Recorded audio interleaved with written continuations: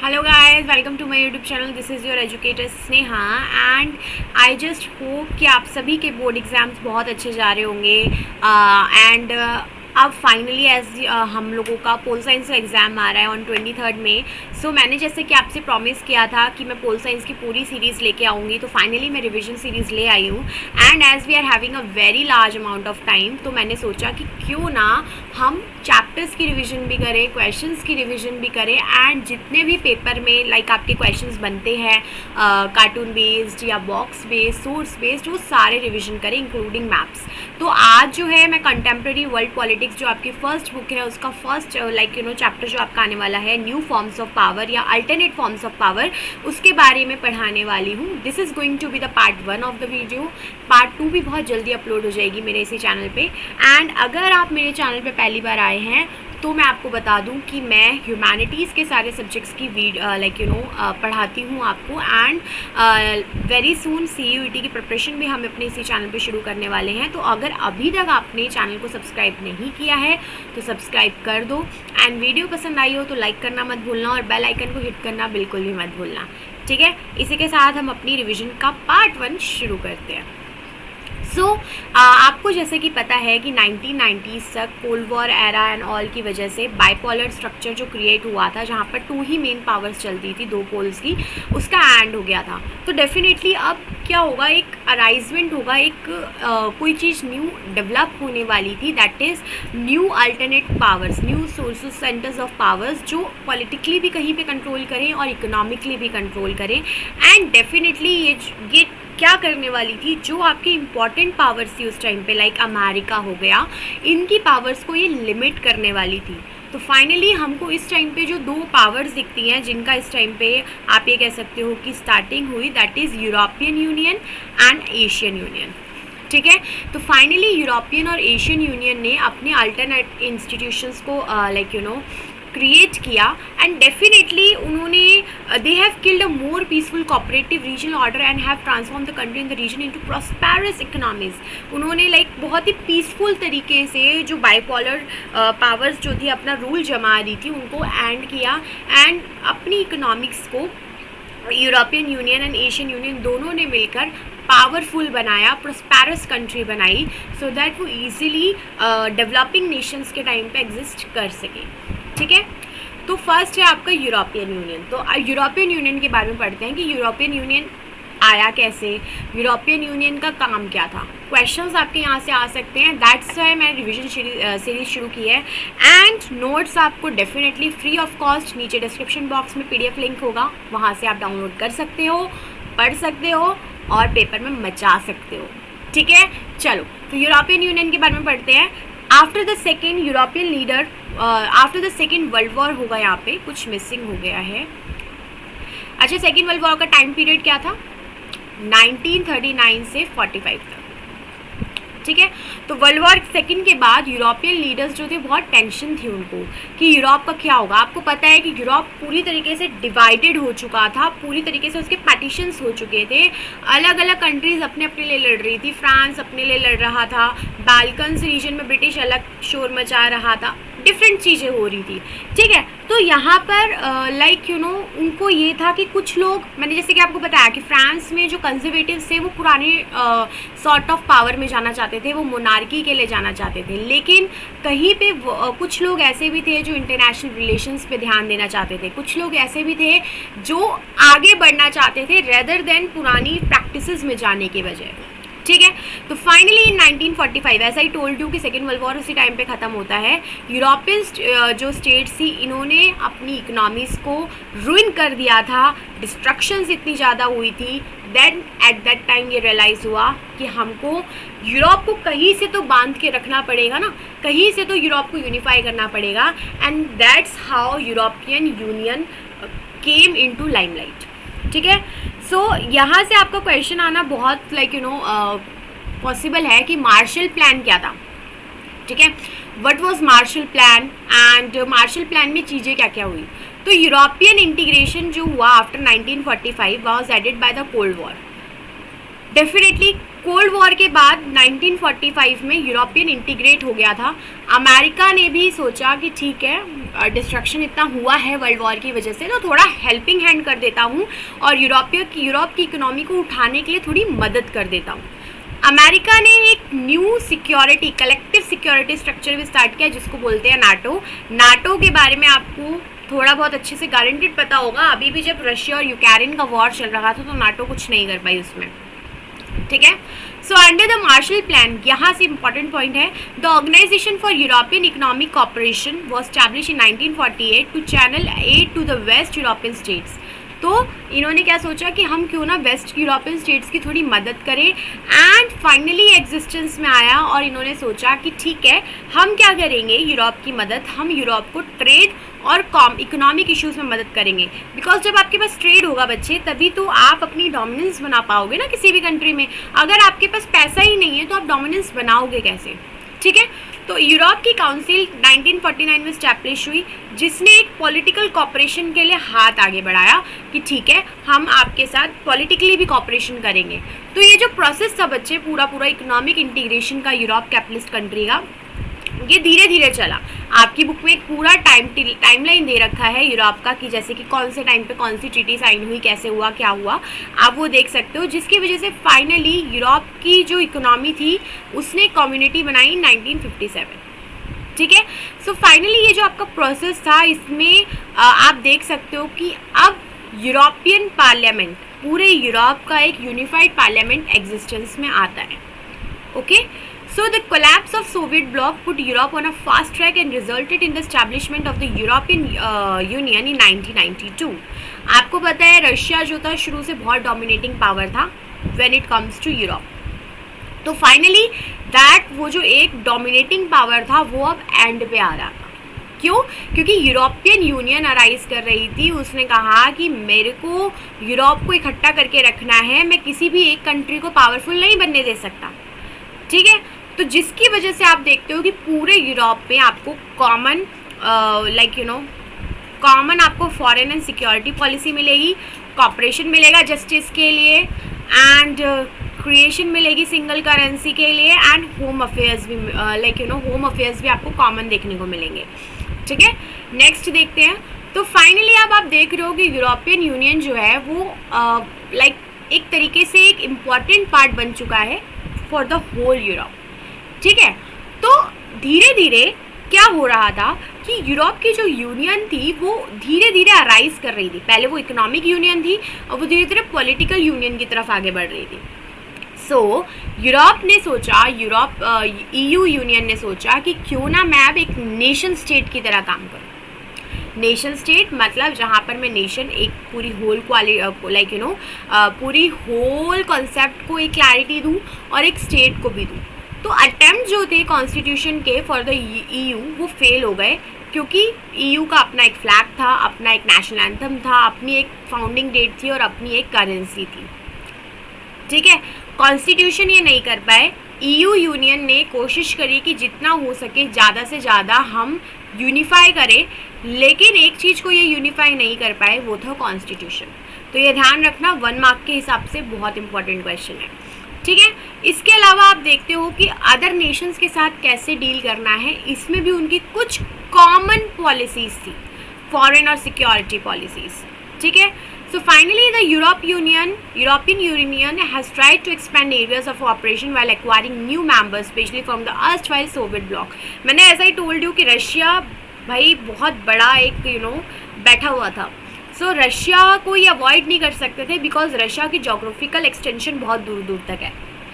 Trade में issue आता, political में इशू आता, इकोनॉमिक क्राइसिस भी हो सकता था। सो दैट्स वाई इन्होंने सोचा कि यूरोपियन यूनियन को थोड़ा सा बढ़ाते हैं, एंड दैट्स हाउ इन्होंने सोचा कि क्यों ना हम सोवियत यूनियन को, रशियन यूनियन को, रशिया के लोगों को भी लेके आते हैं, so that they will play important role in that. तो पूरा प्रोसेस जो था वो डेफिनेटली बहुत ईजी नहीं होने वाला था, राइट।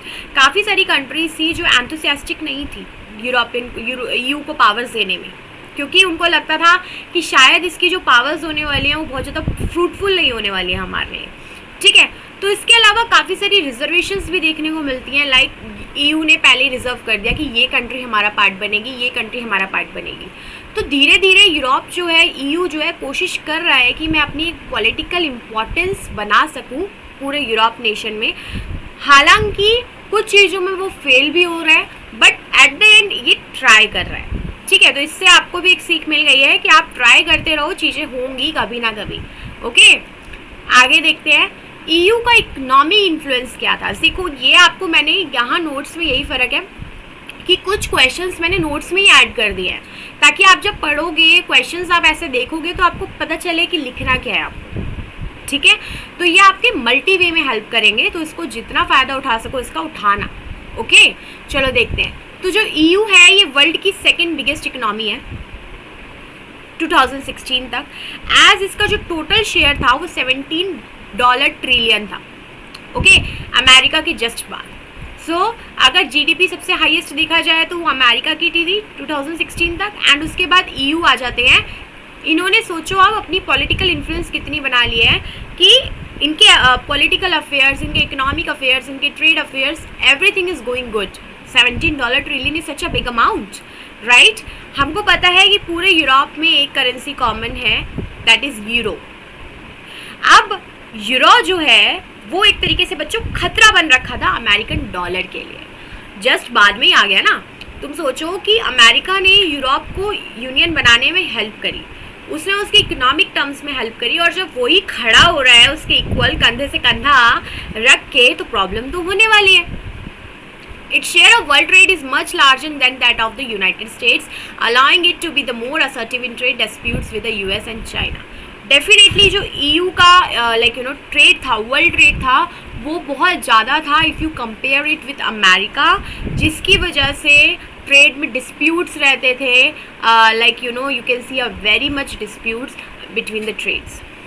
ठीक है, इसकी जो economic power see gives its influence over its closest neighbours as well as in Asia and Africa. आप यूरोप से सामान ईजिली आ सकता है। हम जो तीन एशिया और यूरोप जो है, वो आपको पता ही है कि ये अगर एशिया है तो यूरोप यहाँ से ही जुड़ा हुआ है और अफ्रीका यहाँ है, तो तीनों कॉन्टिनेंट एक साथ ही जुड़े हुए हैं। तो यूरोप के लिए बहुत बड़ा फ़ायदा था। वहीं पे अमेरिका बहुत दूर है, north America, south America, that is very much farther. And मेरी ड्राइंग को थोड़ा अवॉइड करना, इट इज़ वेरी बैड। ठीक है, तो बहुत दूर है ये सारी चीज़ें, तो डेफिनेटली ये इजी नहीं होने वाला था, ये हार्ड होने वाला था। ठीक है, सो आप इसी वजह से देखते हो कि it also function as an important bloc in the international economic organization. तो फाइनली इनको नीड हुई कि क्यों ना हम एक ऑर्गेनाइजेशन बनाएं, that is going to be the world trade organization, जो पूरे वर्ल्ड में ध्यान रखेगी कि लिबरलाइजेशन ऑफ ट्रेड अच्छे से हो रहा है कि नहीं हो रहा, सामान अच्छे से जा रहा है या नहीं जा रहा, कोई कंट्री एक्सपोर्ट टैक्स ख़त्म होने के बावजूद भी या ट्रेड बैरियर्स ख़त्म होने के बावजूद भी ट्रेड बैरियर लगा तो नहीं रही है, ये सब एक्नॉलेज किया जाता है। ठीक है, तो ये आपका हो गया इकोनॉमिक इन्फ्लुएंस EU का कैसा था। तो आप फाइनली देख रहे हो कि तीन चीज़ मोटा मोटा आपने देखी है कि पहली है कि डॉलर के लिए खतरा हो गया था, दूसरा आपने देखा है कि GDP बहुत इंक्रीज़ कर गई थी, तीसरा आपने देखा कि वर्ल्ड ट्रेड ऑर्गेनाइजेशन की फॉर्मिंग हो गई थी, एंड चौथा आपने देखा कि एशिया अफ्रीका के साथ ट्रेड कनेक्शंस अच्छे हो गए थे, जिसकी वजह से ट्रेड डिस्प्यूट्स भी हो रहे थे। ठीक है, नेक्स्ट देखते हैं, describe political diplomatic influence of EU। Politically influence क्या हुआ EU का, तो देखो अभी इससे पहले जो मैंने आपको यहाँ बताया था, यहाँ मैं बता रहा था आपको कि प्रोसेस क्या था उनके पॉलिटिकली इम्पोर्टेंस होने का, मतलब पॉलिटिकली वो एमर्ज कैसे होके आ रहे थे।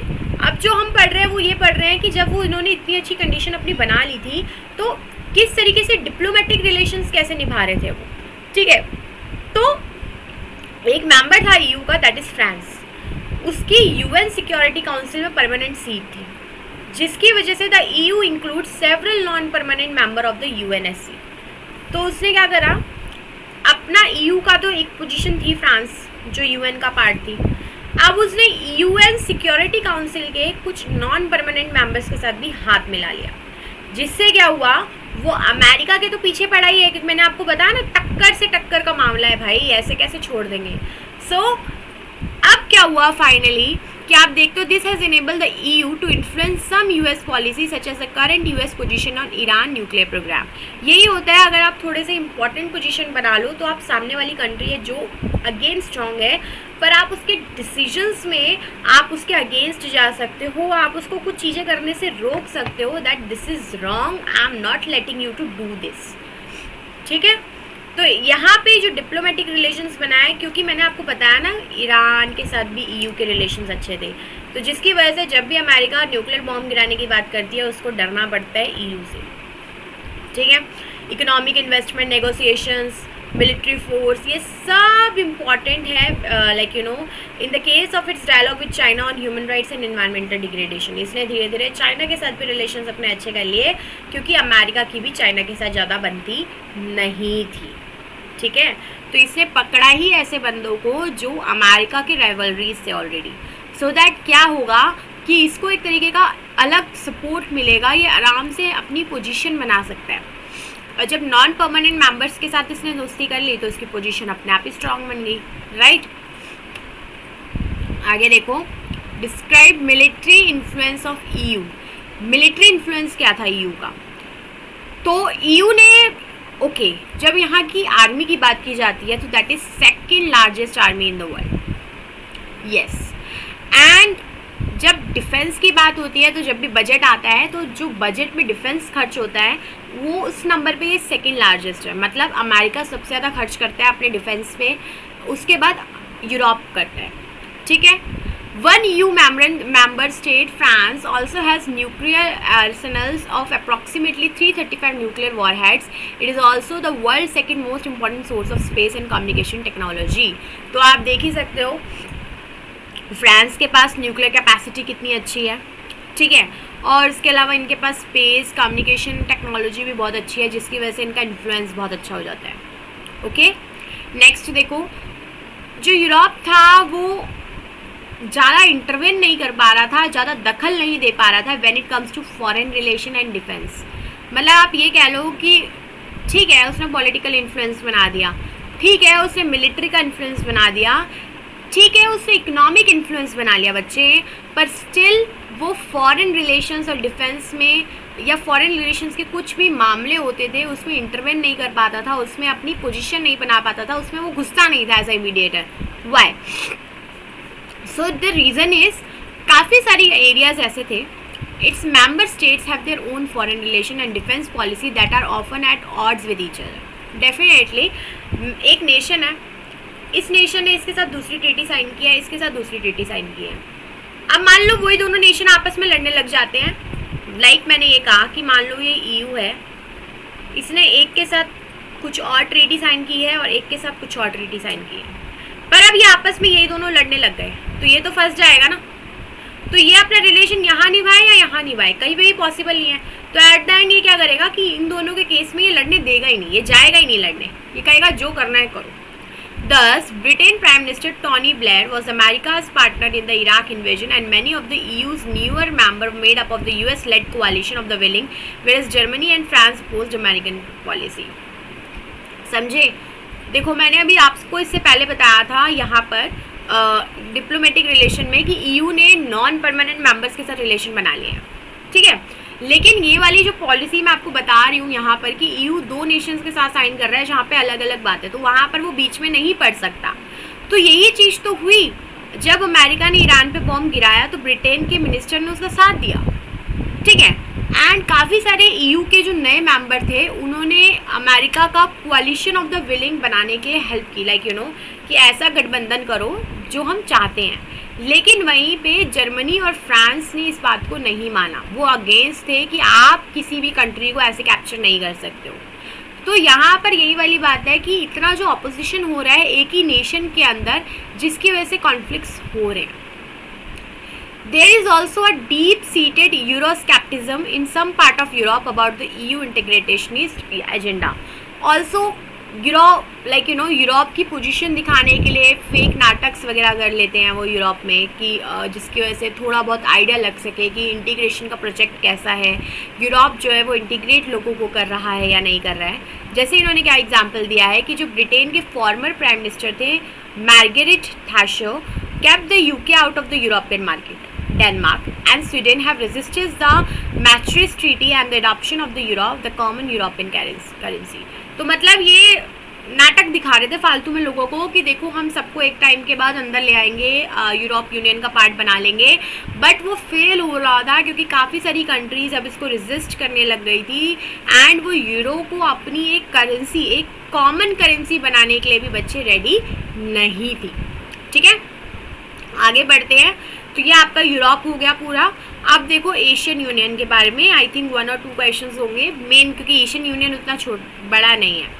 Let's try to understand this. ASEAN की फुल फॉर्म क्या है? Association of south east Asian nations. Okay, so ये ग्रुप है पूरे साउथ एशिया का। सेकेंड वर्ल्ड वॉर के टाइम पे एशिया को आपको पता ही है, क्योंकि एशिया में कॉलोनीज बहुत ज़्यादा थी, तो एशिया में आपको economic crisis, political crisis, European crisis, Japanese crisis बहुत फेस करना पड़ा।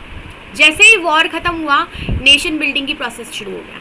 सारे लोग अपने अपने नेशन की तरफ बढ़ने लग गए। उनको ये था कि हमको अपनी जो प्रॉपर्टी है उसको वापस लेना है, इकोनॉमिक बैकवर्डनेस को ख़त्म करना है, और लाइक यू नो एक and pressure to align with one great power और another during the cold war. Cold war जब हुआ तब भी ऐसी स्थिति पैदा हो गई थी, या तो इस साइड हो जाओ या तो इस साइड हो जाओ। तो यहाँ पर आप कह सकते हो कि साउथ एशिया शुरू से ही एक कॉन्फ्लिक्ट का रीजन था, जहाँ पर सारी की सारी कंट्री जो थी वो एफर्ट्स कर रही थी Asia and third world unity में। Bandung conference and the non aligned movement were active in establishing the convention for informal cooperation and interaction. मतलब they were trying their best कि किसी भी तरीके से कॉपरेशन हो जाए, इंटरेक्शन हो जाए, but that was failed attempt totally. They were not ready for doing that. So therefore south Asia ने सोचा कि ठीक है, ऐसे काम नहीं चलेगा। कहते हैं ना, जब घी सीधी उंगली से ना निकले तो उंगली थोड़ी टेढ़ी कर लो। तो वो इन्होंने सोचा कि ठीक है, हम अपनी एक यूनियन बनाएंगे, एसोसिएशन बनाएंगे साउथ ईस्ट एशियन नेशन का, जो अपने मुद्दों पे इक्वालिटी रख के और इकट्ठा होकर लड़ सके एंड फाइनली हमको जो चाहिए वो हमको मिल सके। ठीक है, नेक्स्ट है आपका कौन कौन एशियन के मेंबर्स थे और ऑब्जेक्टिव क्या था एशियन का।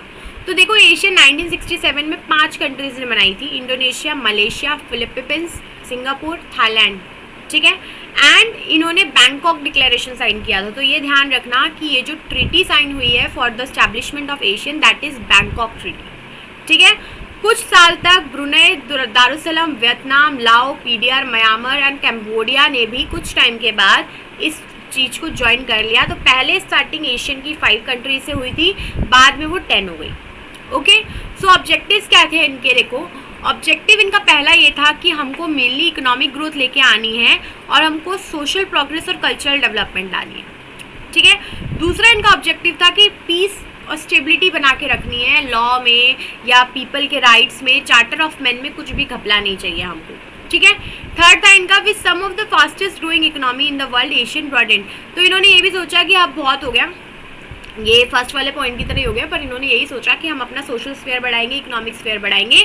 2003 में फाइनली जो एशियन था उसने EU का पाथ लिया एंड एक एशियन कम्युनिटी को इस्टेब्लिश किया, जिसके 3 पिलर थे। मतलब आप ये कह सकते हो, अगर क्वेश्चन आ जाए कि क्या एशियन एसोसिएशन जो थी एशियन की, क्या वो इन्फ्लुएंस होती थी EU like you know Europe union से? तो येस, डेफिनेटली होती थी, क्योंकि आफ्टर 2003 तो finally they have adopted the same path जो EU यूनियन ने किया था। इन्होंने अपने 3 पिलर्स खड़े किए। पहला पिलर जो था आपका बच्चे वो ये था, the Asian security community, the Asian economic community and the Asian social culture economic community. इनको भूलना मत, याद रखना, बहुत इंपॉर्टेंट है। ठीक है, by 2003 ASEAN had several agreements in place by which member states promise to uphold peace. वही वाली बात है कि अब साथ आ गए, इन्होंने अलग अलग पिलर्स को अलग अलग काम असाइन कर दिया, जिसकी वजह से ईजीली चीज़ें होने लग गई। And finally Asian regional form बनता है 1994, जिसने सिक्योरिटी और फॉरेन पॉलिसीज़ का भी ध्यान रखना शुरू कर दिया। तो अब बेसिकली इनकी जो चीज़ें थी वो सॉर्ट आउट हो रही थी। ठीक है, आगे आपका यूरोपियन ग्रोथ ऑफ एशियन। तो ऑब्जेक्टिव जो था एशियन की इकोनॉमिक कम्युनिटी का वो ये था कि कॉमन मार्केट क्रिएट करनी है मुझको, ताकि एशियन स्टेट्स में जो भी प्रोडक्शन होगी वो पूरी तरीके से डेवलपमेंट लेके आए हमारे लिए। ठीक है, तो इन्होंने क्या सोचा कि क्यों ना हम अपने इकोनॉमिक डिस्प्यूट्स भी ख़त्म करते हैं दूसरी कंट्रीज़ के साथ, सो दैट ट्रेड करेंगे ग्लोबल रेंज पे, तभी तो पैसे कमा पाएंगे। तो फाइनली एशियंस ने फोकस किया कि क्यों ना हम फ्री ट्रेड एरिया पे इन्वेस्टमेंट करना शुरू करें, ताकि हमको फ्री ट्रेड एरिया में जाएंगे तो वहाँ इन्वेस्टमेंट के लिए भी सोर्सेज मिलेंगे, लेबर भी मिल जाएगी, सर्विसेज भी मिल जाएगी। एंड फटाफट जैसे ही इन्होंने FTA लागू किया, चाइना और अमेरिका आ गया कि ठीक है हम तुम्हारे साथ हाथ मिला लेंगे, क्योंकि उनका तो फ़ायदा था ना, वो तो इसी चीज़ का इंतजार कर रहे थे कि ऐसा कब होगा। ठीक है, आगे देखो रीजनल इम्पोर्टेंस ऑफ एशियन की इम्पोर्टेंस क्या थी। उसका विजन बिल्कुल क्लियर था 2020 तक कि उसको इंटरनेशनल कम्युनिटी में नाम बनाना है। ठीक है, जिसकी वजह से उसने सोचा कि मेरे को कुछ भी करके हम नेगोशिएशंस करना है, डिस्प्यूट्स को ख़त्म करना है। तो आपने जैसे कि देखा कि पहले 5 से शुरू हुआ था कंट्री से, फिर बाद में 10 हो गई। तो वो 10 हुई कैसे?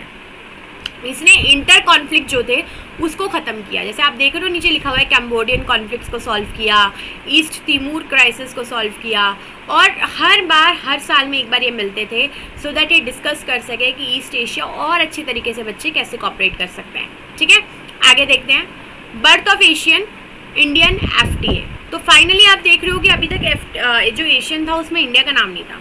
तो अब इंडिया किस तरीके से आई? कोल्ड वॉर के टाइम पे इंडिया ने बिल्कुल भी अटेंशन नहीं दिया, पर अब फाइनली इंडिया ने सोचा कि ठीक है हाथ मिलाना सही रहेगा, क्योंकि इससे इंडिया को भी फ़ायदा है व्हेन इट कम्स टू उसकी global condition, when it comes to liberalization of trade, economic condition and all things.